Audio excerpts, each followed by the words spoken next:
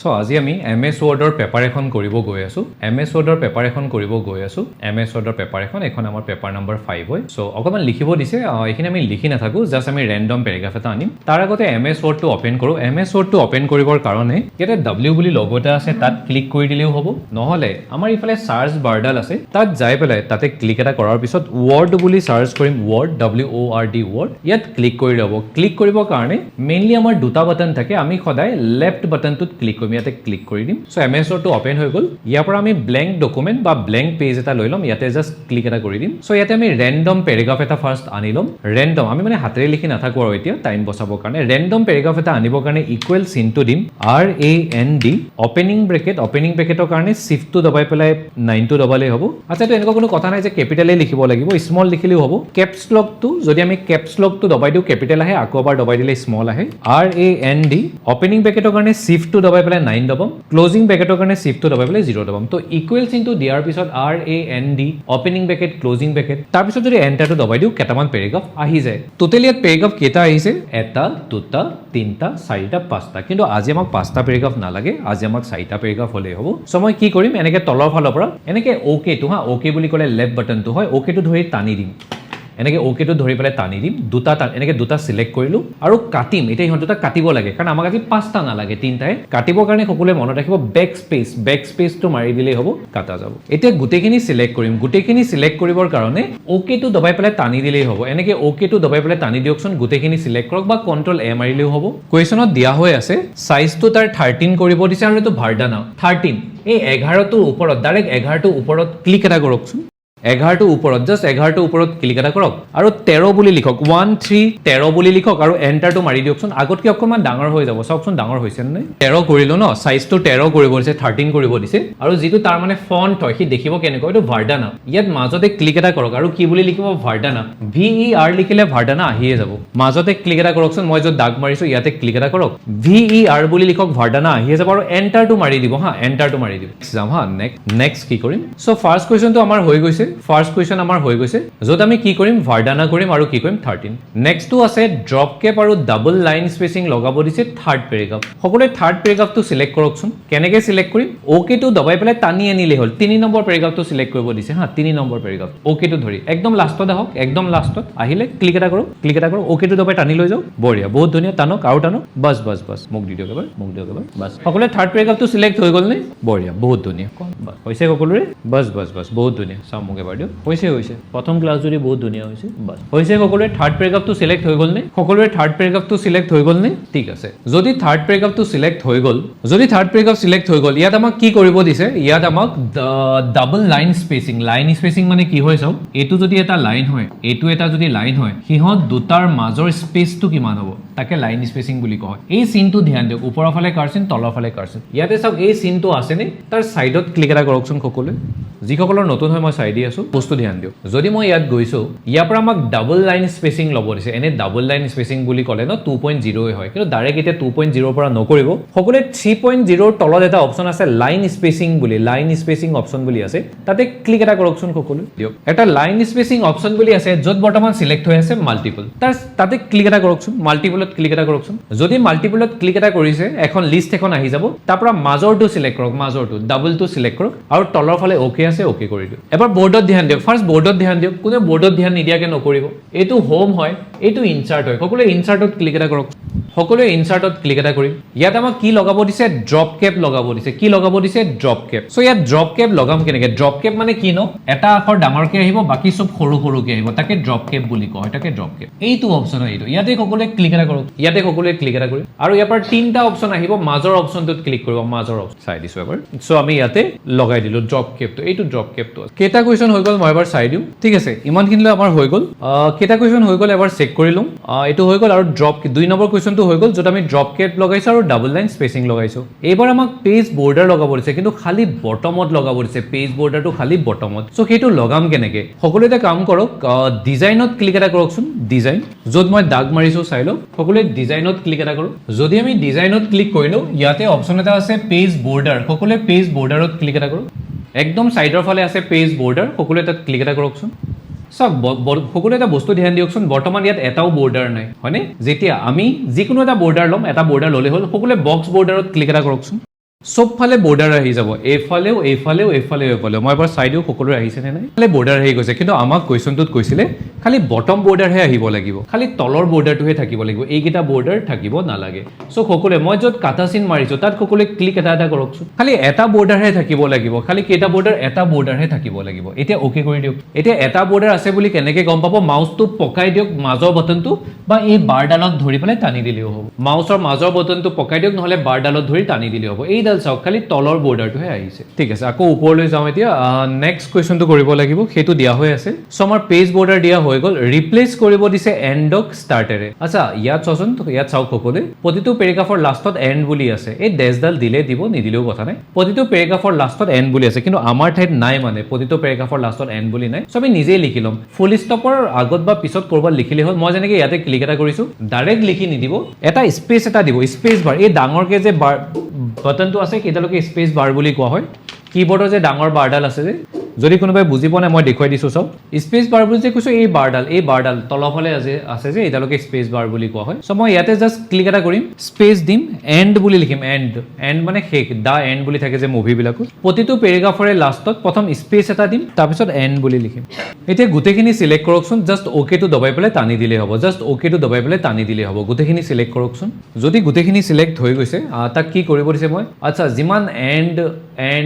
and আছে চবতে start বুলি আনিব দিছে হা যিমান এণ্ড বুলি আছে চবকে ৰিপ্লেচ কৰিব দিছে ষ্টাৰ্টেৰে চ' ৰিপ্লেচ কৰিম কেনেকৈ সকলোৱে হোমত ক্লিক এটা কৰকচোন হোম বুলি আছে যে যদি সকলোৱে হোমত ক্লিক এটা কৰিলোঁ ইয়াতে ৰিপ্লেচ বুলি থাকিব আচ্ছা কোনোবাই যদি ইয়াত ৰিপ্লেচ বুলি দেখা পোৱা নাই তাতে এডিটিং বুলি অপশ্যন এটা থাকিব এডিটিঙত ক্লিক কৰিলে ৰিপ্লেচ অপশ্যনটো ওলাই আহিব ৰিপ্লেচ অপশ্যনটো ওলাই আহিছেনে আমি কাক ৰিপ্লেচ কৰিব গৈ আছোঁ এণ্ডক তাৰ জেগাত কি আনিব গৈ আছোঁ ষ্টাৰ্ট ওপৰৰ ঘৰটোত এণ্ড বুলি লিখিম তলৰ ঘৰটোত ষ্টাৰ্ট বুলি লিখিম লিখকচোন সকলোৱে তাৰ পৰা সকলোৱে ৰিপ্লেচ অলত ক্লিক এটা কৰকচোন ৰিপ্লেচ অল দেন ইয়েছ কৰক ইয়েছ দেন অ'কে কৰক অ'কে তাৰপিছত ক্ল'জ কৰি দিয়ক ক্ল'জ যিমান এণ্ড বুলি আছিল চবতে কি বুলি আহি যাব ষ্টাৰ্ট বুলি আহি যাব চ' যিমান আমাৰ এণ্ড বুলি আছিল চবতে কি বুলি আহি গৈছে অ'কে নেক্সট কুৱেশ্যনটো এবাৰ চেক কৰোঁ ডাবল ষ্ট্ৰাইক থ্ৰু লগাব দিছে ক'ত লগাব দিছে ছেকেণ্ড লাইন অফ ফাৰ্ষ্ট পেৰেগ্ৰাফৰ ছেকেণ্ড লাইনটোত সকলোৱে ফাৰ্ষ্ট পেৰেগ্ৰাফৰ এইটো আমাৰ ফাৰ্ষ্ট পেৰেগ্ৰাফ হয় ছেকেণ্ড লাইনটো চিলেক্ট কৰিব লাগে এতিয়া চাওক ছেকেণ্ড লাইনটো চিলেক্ট কেনেকৈ কৰিব এটা লাইন চিলেক্ট কৰিবৰ কাৰণে লাইনটোৰ অকণমান দূৰত ধৰি লওক এইটো আমাৰ লাইনটো হয়তো অকণমান দূৰত জাষ্ট এবাৰ ক্লিক কৰি দিয়কচোন চাওকচোন লাইনটো চিলেক্ট হৈছে নে নাই ইয়াত কুৱেশ্যনত আমাৰ দিয়া হৈ আছে ডাবল ষ্ট্ৰাইক থ্ৰু লগাবৰ কাৰণে কিন্তু এটা কথা মনত ৰাখিব এতিয়া পেপাৰখনত ডাবল ষ্ট্ৰাইক থ্ৰু দিয়া হৈ আছে এই অপশ্যনটো একদম ওপৰত নাথাকে বহুত ভিতৰত সোমাই থাকে সেইটো কাৰণে যে আমি পেপাৰবিলাক কৰাটো বহুত ইম্পৰ্টেণ্ট হয় পেপাৰবিলাকত ইমান ইজি নাহে তাত সদায় একদম ভিতৰত সোমাই থকা ক'ৰবাত চুকত সোমাই থকা তেনেকুৱাই আহে এতিয়া ছিংগল ষ্ট্ৰাইক থ্ৰু মানে কি আছিল সেইটো ওপৰতে আছিলে এইটো ষ্ট্ৰাইক থ্ৰু মানে মাজতে কাটি দিয়া এইটো চাওকচোন ABC লিখি পেলাই মাজতে কাটা আছে তাতে সকলোৱে ক্লিক এটা কৰকচোন এইটো ডাবল ষ্ট্ৰাইক থ্ৰু হয় নে ছিংগল ষ্ট্ৰাইক থ্ৰু হয় বাৰু এইটো ছিংগল ষ্ট্ৰাইক থ্ৰু হয় এডাল আছেৰেহে কাটা গৈছে হয়নে কিন্তু আমাক ডাবল ষ্ট্ৰাইক থ্ৰু লাগে চ' ডাবল ষ্ট্ৰাইক থ্ৰু আমি কৰিম কেনেকৈ এই চুকতে যে বাটন এটা আছে সকলোৱে এই চুকৰ বাটনটোত ক্লিক এটা কৰক সকলোৱে কৰিলেনে চুকৰ বাটনটোত ক্লিক এখন মেনু ওলাই আহিছেনে বাৰু মেনু এখন ওলাই আহিছে মই এবাৰ চেক কৰি দিওঁ আহিছেনে সকলোৱে আহিছে মেনু এখন ওলাই আহিছে এতিয়া এবাৰ ইয়ালৈ ধ্যান দিয়ক বৰ্তমান আমাৰ কোনটো ক্লিক হৈ আছে বাৰু ছিংগল ষ্ট্ৰাইক থ্ৰু কিন্তু আমাক লগাব কোনটো দিছে ডাবল ষ্ট্ৰাইক থ্ৰু সকলোৱে ডাবল ষ্ট্ৰাইক থ্ৰুটোত ক্লিক এটা কৰকচোন আৰু একদম তলৰ ফালে অ'কে বাটনটো আছে তাতে জাষ্ট ক্লিক এটা কৰি এতিয়া যে কাটা গৈছে দুডাল আছেৰে কাটা গৈছে সকলোৱে ধৰিব পাৰিছেনে ঠিক আছে এতিয়ালৈকে আমাৰ কেইটা কুৱেশ্যন হৈ গৈছে 5টা কুৱেশ্যন আৰু জাষ্ট 3টা কুৱেশ্যন আছে ক্লাছটো শেষ হৈ যাব কুৱেশ্যন নম্বৰ কোনটো চাম 6 নম্বৰটো চাম ছেকেণ্ড ৱৰ্ডটো চিলেক্ট কৰিব দিছে থাৰ্ড পেৰেগ্ৰাফৰ তো সকলোৱে এবাৰ ইয়াত ধ্যান দিয়ক থাৰ্ড পেৰেগ্ৰাফ কোনটো হয় প্ৰথম সেইটো ধ্যান দিলোঁ নহ'লে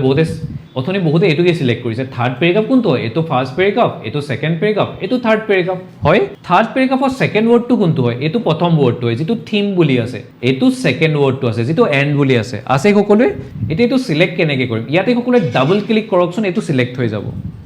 যদি মই ইয়াতে ডাবল ক্লিক কৰোঁ এইটো চিলেক্ট হৈ যাব সকলোৱে এণ্ড ৱৰ্ডটো চিলেক্ট হৈ গ'লনে এতিয়া কুৱেশ্যনটোত কি কৈছে মই আকৌ এবাৰ দেখুৱাই লওঁ সিলেক্ট কৰিব দিছে থাৰ্ড পেৰেগ্ৰাফৰ সেকেন্ড ওয়াৰ্ডটো যেটো আমি সিলেক্ট কৰিলো তাত লিখিব দিছে ফুটাৰ বুলি FWTER ফুটাৰ বুলি লিখিব দিছে কিন্তু কোড লিখিব দিছে এজ এ এন্ড নোটত লিখিব দিছে ফুটাৰ বুলি এটা এন্ড নোটটো কোড আছে এন্ড নোটটো ইম্পৰ্টেন্ট হয় হা বহুত বাৰ আহে সকলোৱে ৰেফাৰেন্সত ক্লিক এটা কৰকচোন ওপৰৰ ফালে আছে ৰেফাৰেন্স বুলি যদি সকলোৱে ৰেফাৰেন্সত ক্লিক এটা কৰিলো এইটো সব এন্ড নোট বুলি আছে ইনসাৰ্ট এন্ড নোট বুলি আছে তাত সকলোৱে ক্লিক এটা কৰকচোন যদি ইয়াত ক্লিক কৰে আপুনি তলৰ ফালে পাই যাবহি আহি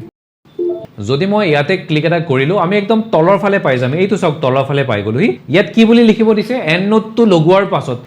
ইয়াক সিলেক্ট কৰিছিলো তাৰ পাছত এণ্ড নোটত ক্লিক কৰিছিলো ইয়াত কি বুলি লিখিব দিছে ফুটাৰ বুলি সকলোৱে লিখকচোন ফুটাৰ বুলি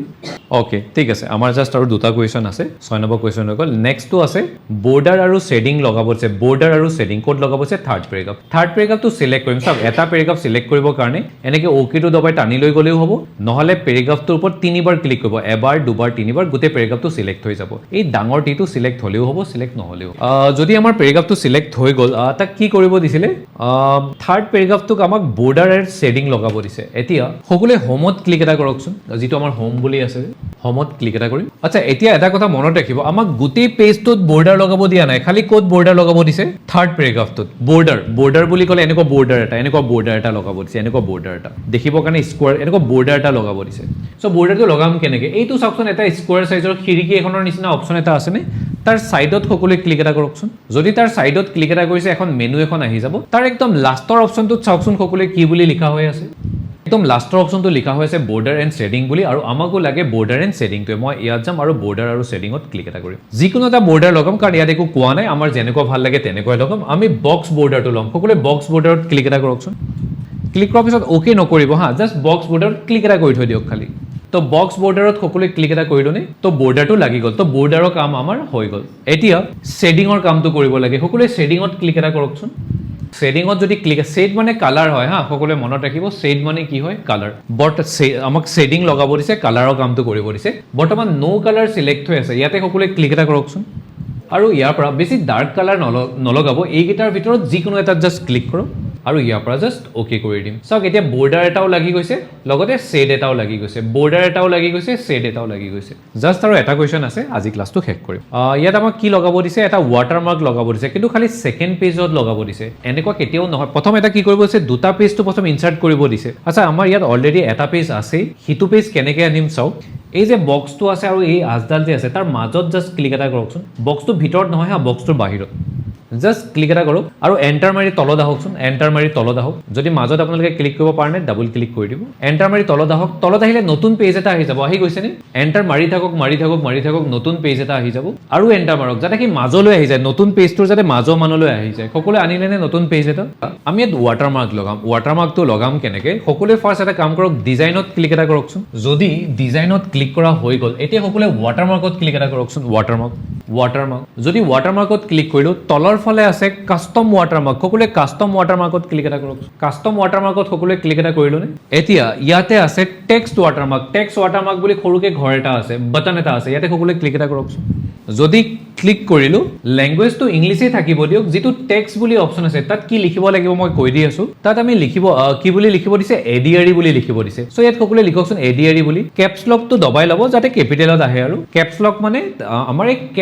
কেপছ লক বুলি সাইডৰ ফালে বাটন এটা আছে ওকে কৰি দিও ওকে কৰি দিলো নে সব মাউসটো যদি মই অকমান পকাই দিও মাজত যে বাটনটো আছে বাই সাইডৰ ফালে বাৰডাল যে আছে এনেকে যদি পকাই পেলাই চাও এইটো এডিআৰই বুলি ৱাটাৰমাৰ্ক আহিছে প্ৰথম পেজটো আহিছে সেকেন্ড পেজটো আহিছে কাৰণ এটা কথা মনত ৰাখিব ৱাটাৰমাৰ্ক খদাই গুটেকিটা পেজতে আহে যদি আপোনাৰ দুটা পেজ আহে দুইটাতে আহিব যদি আপোনাৰ তিনটা পেজ আছে তিনটাতে আহিব ৱাটাৰমাৰ্ক খদাই দুইটা পেজতে আহে কিন্তু এটা কোৱেশ্চনখনত দিয়া হৈ আছে যে ৱাটাৰমাৰ্কটো দুইটা পেজতে আনিব নালাগে খালি কোনটো পেজত আনিব লাগে খালি সেকেন্ড পেজটোতে আনিব লাগে আচ্ছা বহুতে ভাবে এসা এটো চাগে কোৱেশ্চনটো ভুলকে দিয়া হৈ আছে তেনেকেই গৈ থৈ গৈ আহে কোৱেশ্চনটো ভুলকে দিয়া নাই তেনেকে আমি এটা বনাব লাগিব ৱাটাৰমাৰ্কটো এটা পেজৰ পৰা অতৰাব লাগিব এটা অতৰাম কেনেকে ৱাটাৰমাৰ্কটো যেনেকে তেনেকে অতৰাব নোৱাৰি সো ৱাটাৰমাৰ্কটো অতৰাবৰ কাৰণে যেটো আমাৰ সেকেন্ড পেজটো আছে প্ৰথম পেজটোত একো কৰিব নালাগে হা প্ৰথম পেজটোত একো নকৰিবা কাৰণ তাত আমি বহুত কিবা কিবি